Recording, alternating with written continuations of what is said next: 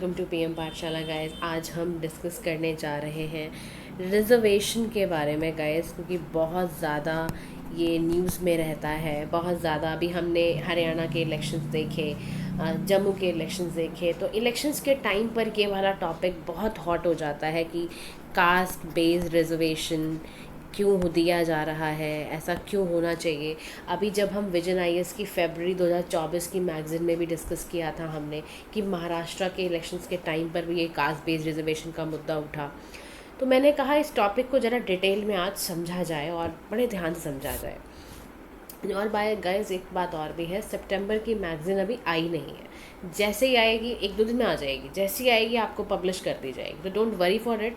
जो टॉपिक्स कराए जा रहे हैं उसमें आप अपना पूरा मन लगा के करो। देखो, अगर ना आप रिजर्वेशन की बात करते हो ना, तो इसमें सबसे पहले इंट्रो दिया हुआ है, राइट।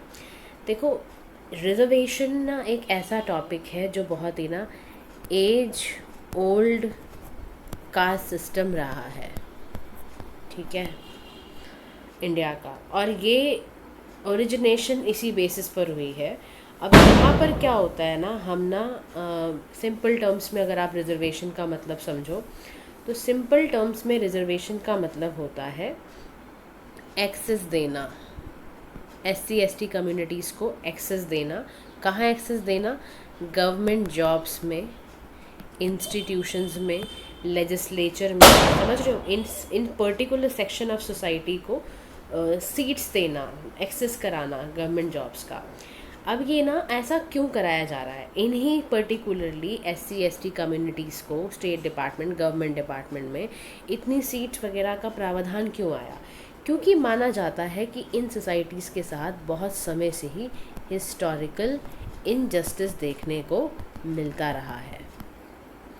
क्योंकि कास्ट आइडेंटिटी के पीछे इन लोगों को कहा जाता है कि तुम एससी कास्ट के हो, तुम पिछड़ी जाती हो, तुम्हें यहाँ कुछ नहीं मिलेगा, और बड़े ही इनको नीची दृष्टि से देखा जाता है।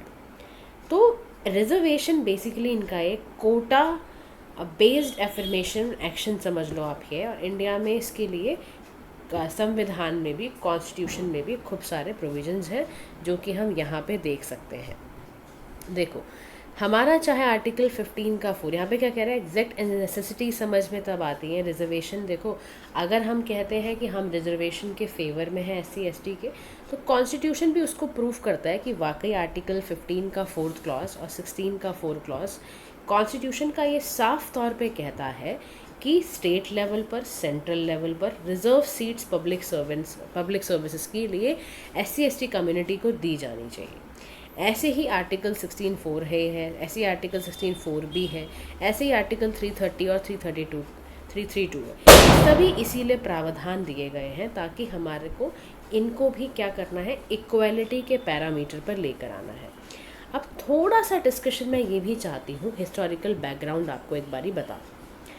देखो, इसमें हिस्टोरिकल बैकग्राउंड के ना कुछ पॉइंट मुझे ऐड करने होंगे, तो I am adding here basically.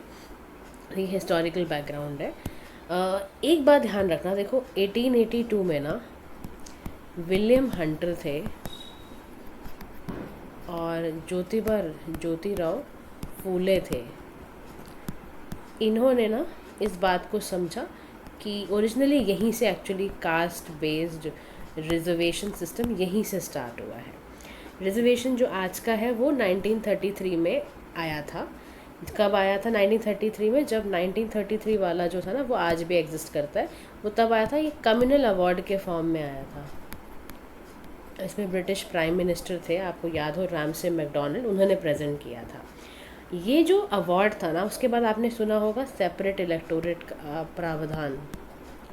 इसमें भी क्या किया जाता था, मुस्लिम्स के लिए, क्रिश्चियंस के लिए, एंग्लो इंडियंस के लिए, सिख के लिए, यूरोपियन दलित्स के लिए अवार्ड घोषित किया जाता था।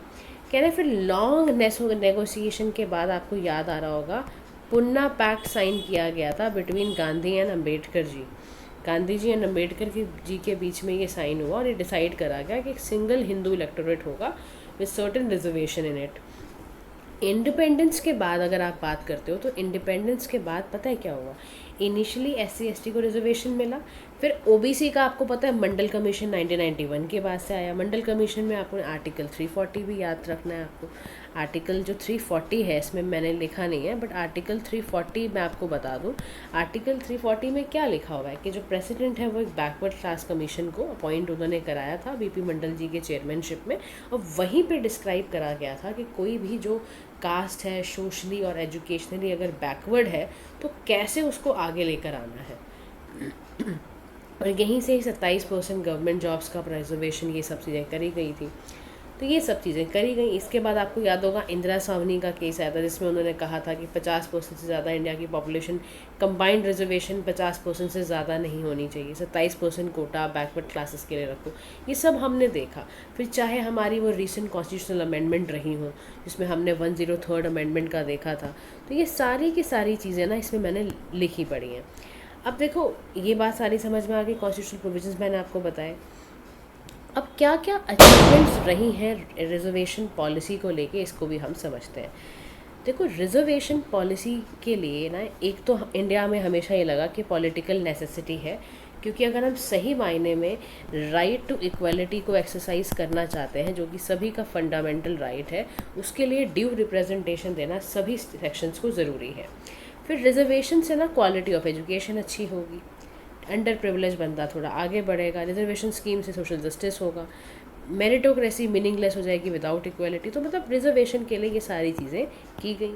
अब नेगेटिव फॉल आउट क्या होते हैं रिजर्वेशन के लिए, नेगेटिव फॉल आउट्स क्या क्या हैं, क्या ऐसी चीज़ें हैं जिससे नेगेटिविटी फैलती है एक, है ना, ये ध्यान रखना। ऐसा क्या बात है जिससे कि ना क्यों रिजर्वेशन के लोग अगेंस्ट होते हैं। देखो रिजर्वेशन ना कंट्री में कई लोगों को ऐसा लगता है, और अगर आप ध्यान से सोचो तो आपको भी महसूस होगी ये बात कि रिजर्वेशन कहीं ना एक इंटरनल पार्टीशन का काम करता है। कैसे करता है, क्योंकि कहीं ना कहीं इसी की वजह से एथनिक डिस्क्रिमिनेशन हो सकते हैं। मतलब कहीं ना कहीं आपको इंटरकास्ट और इंटरफेथ मैरिजेस में आप एक रोड़ा अटकाने की कोशिश कर रहे हो, तो ये जो कारण बनेगा ना वो डिवीजन का कारण बन सकता है। फिर कहता है रिजर्वेशन क्योंकि एक बिगेस्ट एनिमी है मेरिटोक्रेसी का, तो अगर आप रिजर्वेशन ऑफर करते हो थ्रू रिलैक्स एंट्री क्राइटेरिया तो उससे भी बहुत मदद मिल जाएगी। तो meritocracy should not be polluted by injecting relaxation of entry barriers वगैरह। फिर उसके बाद यहाँ पर ये कह रहा है कि भाई अल्टीमेटली आप देखो तो कास्ट बेस्ड रिजर्वेशन क्या करता है, कास्ट के बेसिस पर आपने किसी को रिजर्वेशन दिया, rather than weakening it as a factor of, आपको क्या देखना चाहिए था, आपको कास्ट की जगह ये देखना चाहिए था कि ये बंदा सोशली कितना बैकवर्ड है, फिनेंशियली कितना बैकवर्ड है। ठीक है, अब कास्ट के रिजर्वेशन के चक्कर में पता है क्या हो जाता है, आप बेसिकली रिजर्वेशन को ना फिर एक टूल की तरह ले रहे हो जिससे आप ना क्लास लॉयल्टी को बढ़ाने की कोशिश करते हो, आप एलीट और डोमिनेंट क्लासेस को ज़्यादा बढ़ावा दे रहे हो। ऐसा भी लोगों ने अगेंस्ट इसके बोला कि जो एलीट क्लास है, जो डोमिनेंट क्लास है, बैकवर्ड क्लास के अंदर ही उसको रिजर्वेशन देना कितनी गलत बात है, वो तो ऑलरेडी इतना अच्छा कर रहे हैं लाइफ में। तो affirmative actions can be provided into various factors को देखते हुए। कास्ट देखो कितनी एक्सक्लूड रही है, फिर आप ये देखो इकोनॉमिक कंडीशन, जेंडर बेस्ड या काइंड ऑफ स्कूलिंग जो इनको मिली है, कह रहा है इन फैक्टर्स पे होना चाहिए। Affirmative action would be more beneficial than reservation. तो कह रहा है कि एक बात जो ना आर्ग्यूमेंट में हमेशा जो लोग जो रिजर्वेशन के खिलाफ होते हैं वो कहते हैं यार आप ना पॉजिटिव एक्शंस या आप एफर्मेटिव एक्शन क्यों नहीं लेते, आप क्यों रिजर्वेशन का हर 10 साल बाद वाले प्रावधान को बनाए रखते हो, आप क्यों कुछ ऐसा नहीं करते, कॉम्प्रिहेंसिव ऐसी कोई स्कीम क्यों नहीं बनाते जिससे ऐसे लोगों को बेनिफिट हो जो कास्ट से भी बहुत पिछड़े हुए हैं, इकोनॉमिकली भी जो बहुत पिछड़े हुए हैं, या जो बहुत जेंडरली जैसे वुमेन पिछड़ी हुई है तो उसको कैसे आगे लेकर आना है, जो बच्चा बहुत पिछड़ा हुआ है उसको कैसे आगे लेकर आना है, या उसको स्कूलिंग किस तरह की मिली है, उस पर आपको एक्शन लेने की ज़रूरत है। तो बेनिफिट ऑफ रिजर्वेशन पॉलिसीज़ अगर हम देखें अप्रोप्रिएटेड कैसे हो पाएगी, देखो मार्जिनलाइज सेक्शन को कैसे आगे लेकर आना है उस पर ध्यान देना होगा। अब जो व्यक्ति पुअर है फ्रॉम फॉरवर्ड का, do not have any social और इकोनॉमिक एडवांटेज, उसको है ही नहीं ओवर रिच पीपल। तो कह रहा है कि perceived injustice breeds frustration and apathy in the society. तो जो रीसेंट प्रोटेस्ट हैं वो डिमांड कर रहे हैं, जैसे देखो गुजरात में है, राजस्थान में है, हमने महाराष्ट्र में देखा, हम हर जगह पर देखते हैं कि ये ना अल्टीमेटली लोगों को और तोड़ने का काम ही कर रहे हैं। तो रिजर्वेशन की डिमांड लोग हालांकि इसी बेसिस पे करते हैं कि देखो रिजर्वेशन की डिमांड आप उन्हीं स्टेट्स में सबसे ज़्यादा देखोगे। ध्यान से देखना, जो डेवलप स्टेट होते हैं ना, जरा सा मैं आपको एक बात समझाने जा रही हूँ, देखो बड़े ध्यान से समझना एक बात। सुप्रीम कोर्ट की जजमेंट हम बाद में करते हैं। Reason behind increasing demand of reservation जो आज की डेट में हो रही है, पता है उसका रीज़न क्या है?